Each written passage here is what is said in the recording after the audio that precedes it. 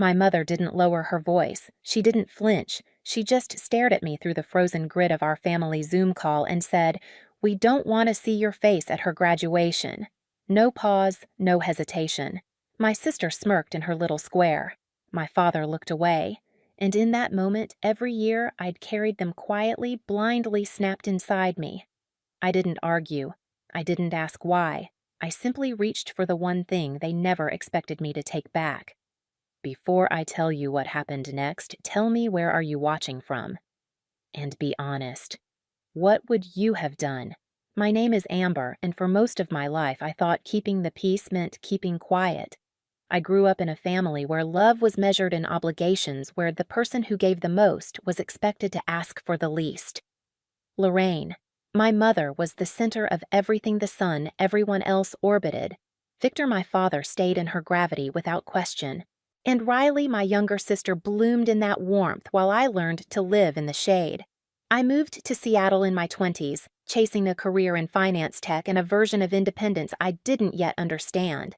But even from 1,000 miles away, the family pattern never changed. It started the week I got my first job.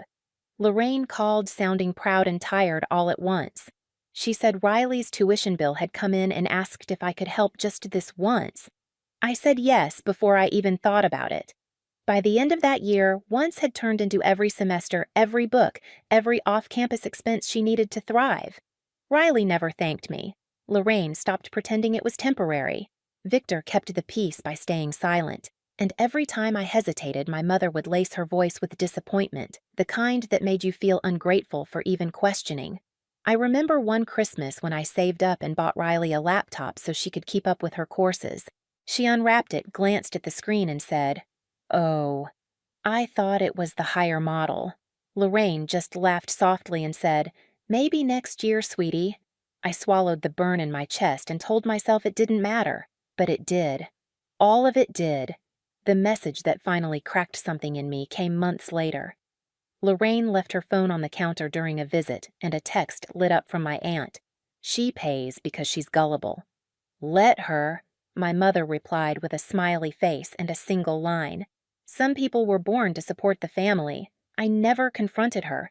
I just carried the knowing like a bruise under clothing. And still I paid, because I thought maybe if I stayed useful, I'd eventually feel like I belonged. So when that Zoom call opened and I saw the familiar tightness in Lorraine's jaw, the practiced pity in Riley's eyes, I felt that old bruise throb. But I didn't yet know that this time, this one time, I wouldn't swallow it back. The days leading up to that Zoom call felt off like the air before a storm. Riley had been quieter than usual, which never meant peace, only plotting. Lorraine sent me a string of clipped messages asking if the next cycle of tuition payments had processed. She didn't say please, she never did. I told myself it was normal that helping was what I'd always done, but something in my chest felt tight, uneasy. The unease snapped into clarity when my bank flagged unusual activity. A calm voice explained that a card under my name, one I'd forgotten existed, had been used for several large purchases. Designer shoes, a bracelet, a weekend shopping spree totaling around $4,000. My stomach dropped. The card was supposed to be for groceries years ago. I hadn't touched it since. I knew before I called who had. Lorraine laughed when I brought it up. "You're being dramatic." Riley needed a few things for graduation. Don't ruin the moment. Ruin the moment. As if I was the one taking something from them. Later that night, still shaking, I checked my accounts. 2 more cards, both under my name, had been quietly maxed out. Payments I'd never approved. Subscriptions I'd never used. Each charge linked back to my family's address or one of Riley's accounts. My breath came shallow. This wasn't carelessness. This was expectation. Entitlement hardened into habit. And then came the final blow, a screenshot accidentally forwarded from Riley's group chat. My name at the top. Her message underneath, "Don't worry about money. Amber exists for that. She's basically our cash cow." I stared at that line for a long time, feeling something inside me go still. When the Zoom call opened the next evening, their faces filled the screen like a panel of judges. Lorraine didn't waste a second. We don't want to see your face at her graduation, she said, her voice clipped with authority. Riley sat smugly next to her arms, crossed like she'd earned the right to ban me. My throat tightened, but I kept my face calm. While Lorraine waved a hand. This isn't about you. Don't make it about you. Riley needs a peaceful day. Riley added, Yeah, you always make everything tense. Just stay home. It's better for everyone. Victor looked at the floor and said nothing. Once that kind of dismissal would have gutted me. I would have apologized, tried to fix whatever imagined problem they'd created. But the insult, the theft, the years of quiet taking, they clicked into place like a lock turning. My voice came out low steady. Then you'll never see my money again. Lorraine blinked as if the words didn't compute. Riley scoffed. But I meant every syllable. That sentence didn't just leave my mouth. It left a life I was done living. When the Zoom call ended, the apartment felt strangely quiet, as if the walls themselves were waiting to see what I would do. For the first time in years, I didn't rush to fix anything. I didn't replay their words, searching for ways to smooth them over. I just sat there, letting the silence settle over me like a blanket I'd forgotten I owned. Then I opened my laptop. The screen's glow washed across my desk as I signed into the tuition portal. Riley's account sat there bright and expectant, one more semester, pending one more payment scheduled under my name. My fingers hovered for a moment, not trembling, just aware. Aware that this was the moment everything shifted. I canceled the plan, a single button, a quiet click, years of obligation dissolving in an instant. Next, I pulled up my bank dashboard, 3 cards tied to my identity, all with activity I never approved. Purchases linked to Riley's email, Lorraine's shipping address, or the family home. I froze each account one by one, the system chiming confirmations back at me. Then I removed the connected devices, Riley's phone, Lorraine's tablet, and updated the passwords they'd used for years without permission. The calm in my chest didn't feel like anger. It felt like clarity. After that, I went through payments, bills, and statements, creating a clean folder of evidence. Not to weaponize, but to finally see the truth laid out plainly, every transaction, every assumption they'd made about my role in their lives. It wasn't support. It was entitlement dressed up as expectation. As I organized the files, I found an audio note I'd forgotten existed recorded accidentally during a speaker call months ago. Lorraine's voice light and amused. Riley's laughter in the background. She'll pay, Lorraine said. She always pays, Riley replied. Then a joke I'd never heard until now, it's basically her purpose. I closed the file slowly, letting the words pulse through me. Not to hurt me, but to remind me that reality didn't match the version of family I'd been clinging to. My phone buzzed on the table. Riley, did the payment go through? I can't see it. Lorraine, don't be childish. Fix this. Victor, just breathe. Don't make things worse. Worse. As if the worst thing I'd done was finally say no. I didn't respond. Instead, I logged out of every shared subscription, music streaming, grocery deliveries, anything tied to my accounts. The list was longer than I expected. I ended each one without hesitation. By the time I stood up, the sky outside had deepened into a soft navy blue. I felt lighter than I had in years, standing barefoot on the cold floor, breathing air that somehow tasted new. They thought cutting me out of a celebration would keep me small, but all it did was make room for me to finally step out. 3 days passed before Lorraine finally demanded another family meeting. The subject line of her email said urgent, but it was the kind of urgency people use when they've lost control, not when they're in danger. I clicked the Zoom link out of curiosity more than duty. A part of me wanted to see how far they'd push. Another part wanted to see how far I'd come. When the screen loaded, they were all already there. Lorraine sat in the center like she always did, perfectly framed chin lifted as if she were presiding over something important. Riley lounged beside her makeup, flawless eyes tight with irritation instead of gratitude. Victor hovered near the back of the living room, hands in his pockets, looking smaller than I remembered. Finally, Lorraine snapped as if I were late. We need to address your behavior. My behavior. Of course. I said nothing. Silence was a new language for me, one they didn't understand yet. She continued, Riley's graduation is in less than 2 weeks.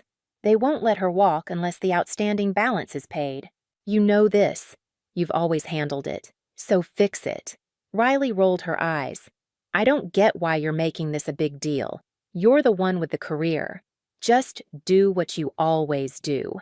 There was a brief moment where I wondered if they truly didn't see it. The theft, the manipulation, the entitlement. Or maybe they saw it all along and simply didn't care. That's when it clicked. The problem had never been their blindness. It had been my willingness. I'm not paying, I said calmly. Lorraine's lips curved into disbelief. Don't be ridiculous. You're angry, fine. But don't sabotage your sister out of spite. I'm not sabotaging her, I replied.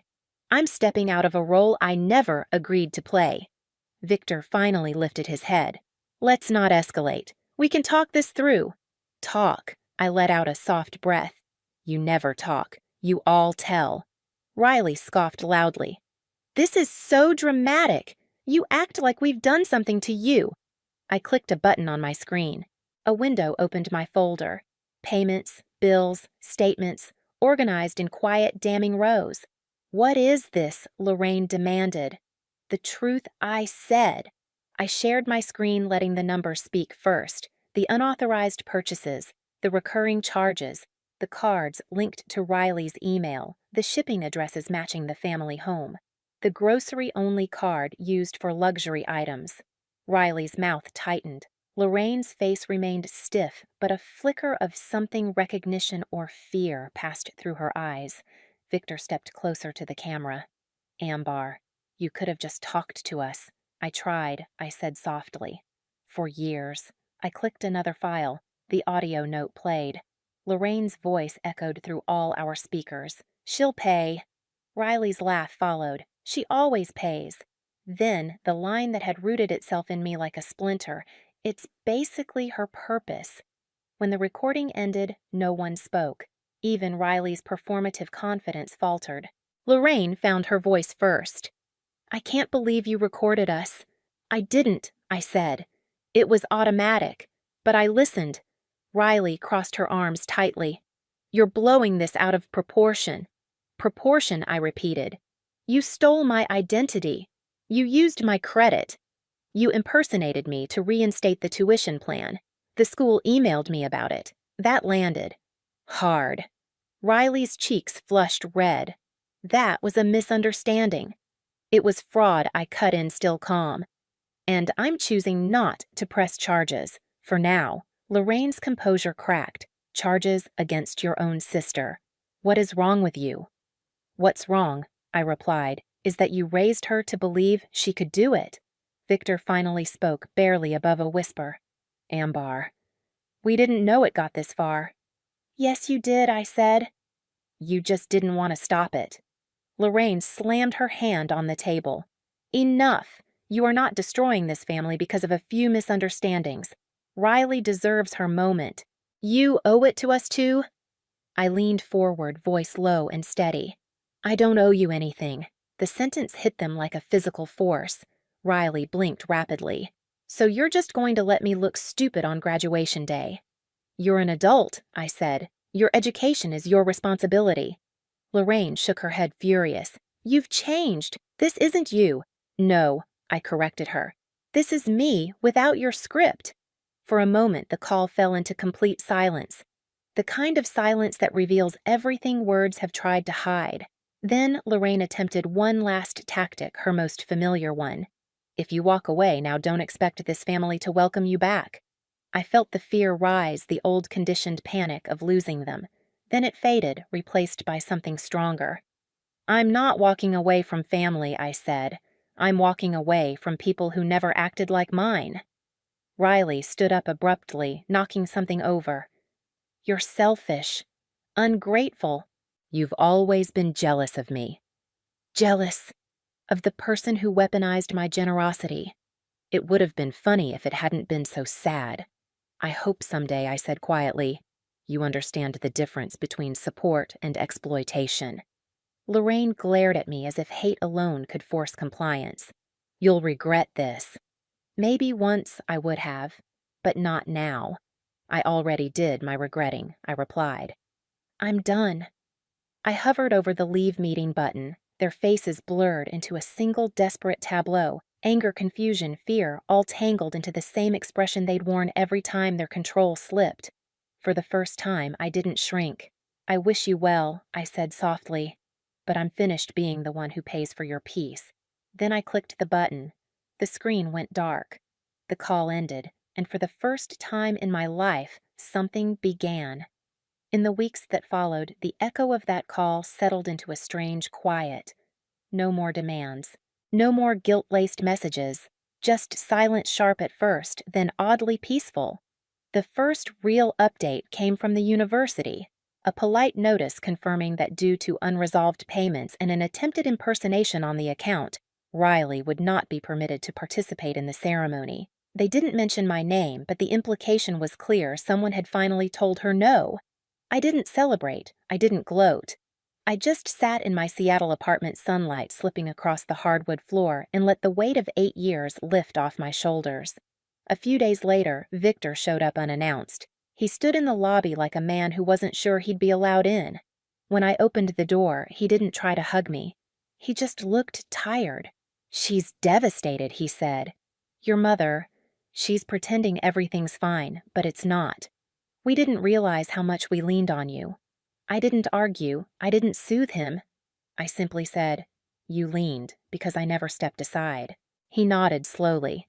Are you coming back? I shook my head. Not unless the terms change. He didn't try to change my mind. Maybe for the first time he understood. He left with a quiet goodbye that didn't feel like an ending, just a shift. And for once, the silence he left behind felt like mine. I used to believe family meant endurance, that loving them meant letting myself be drained. But the day they told me I wasn't welcome, I finally understood love without respect isn't love at all. So I walked away quietly, fully, for good. And in that space, I found something I'd been missing my whole life myself. If any part of my story echoes yours, share it in the comments and subscribe so you don't face it alone.